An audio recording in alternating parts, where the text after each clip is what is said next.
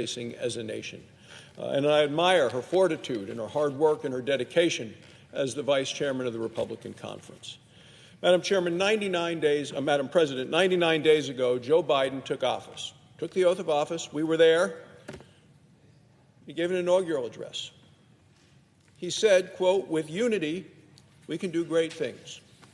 He said, "Unity is the path forward." Well, that was the last example of unity and bipartisanship that we've seen from President Biden. He has lost all credibility when it comes to bipartisanship or unity. In just 99 days, President Biden has already shown himself to be one of the most radical presidents in American history. When I'm in Wyoming, as I am every weekend and have been over Easter as well, traveling the state, talking to people, they ask about two specific issues. One is energy, and the second is the southern border. On these two specific issues, Madam President, President Biden has already done tremendous damage. Damage to our country, damage to our people, damage to our economy. Right after his inaugural address about unity, President Biden drove to the White House, sat there, went in, and threw the unity speech out the window, and he drew a big target on the back of American energy, and he pulled the trigger. He shut down the Keystone XL pipeline. He ended new fossil fuel projects on federal lands, and he cut off traditional energy loans to developing nations that need our help and look to us for help. Well, these steps aren't going to reduce carbon emissions, but they will most certainly reduce jobs and wages from American energy workers.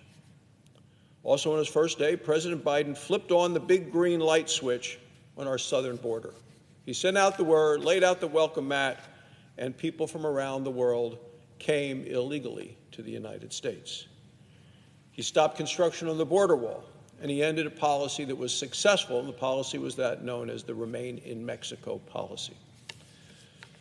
Now, the result wasn't just one crisis, it was two. It was a humanitarian crisis, and it was also a national security crisis.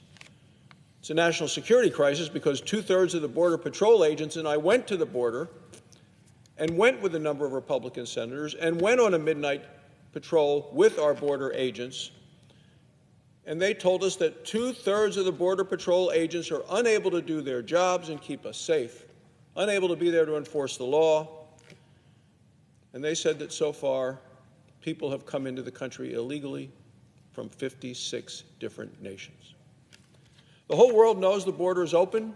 Our friends know it, our enemies know it, and this will make us less safe as a nation. There's also a humanitarian crisis at the border caused by President Biden. Just a month ago, a 9-year-old from Mexico died trying to cross the Rio Grande River. It's heartbreaking. That's what happens, though. This is what happens when more and more people try to come illegally to cross our border. Children who cross the border unaccompanied are sent to a facility that is prepared and appropriate for about 250 children. The day we were there were 7,000 crammed in like sardines. That is Joe Biden's plan for immigration. 10% of these children are testing positive for coronavirus. And we saw the testing process. And we know that every child there was exposed to coronavirus based on the high percentage of those who were testing positive. Now, as these young people are released, those that have tested negative but have just been exposed in the days before, they're being sent all across America. They're spreading the virus and unknown variants of the virus to this country. Joe Biden is the super spreader of coronavirus today. Democrats think this is just fine. Vice President of the United States is going to be up here tonight on Capitol Hill. She says we're making progress. Nancy Pelosi says we're on a good path on the border.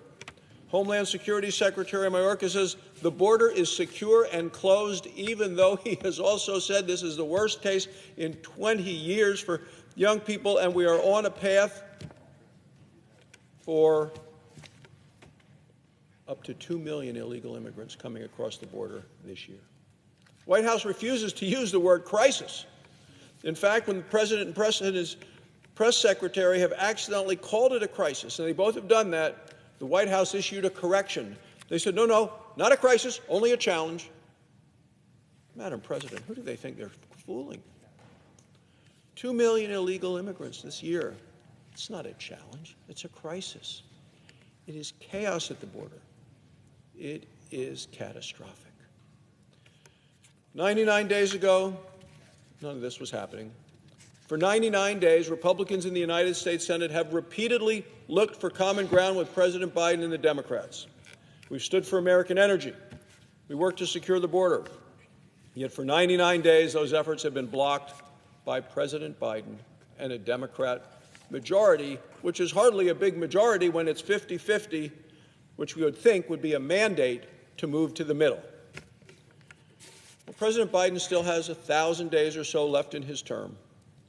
Tonight's speech might sound a lot like his inaugural address with lots of promises. The American people know talk is cheap. It's time for President Biden to start to practice what he is preaching. Thank you, Madam President. I yield the floor. Madam President.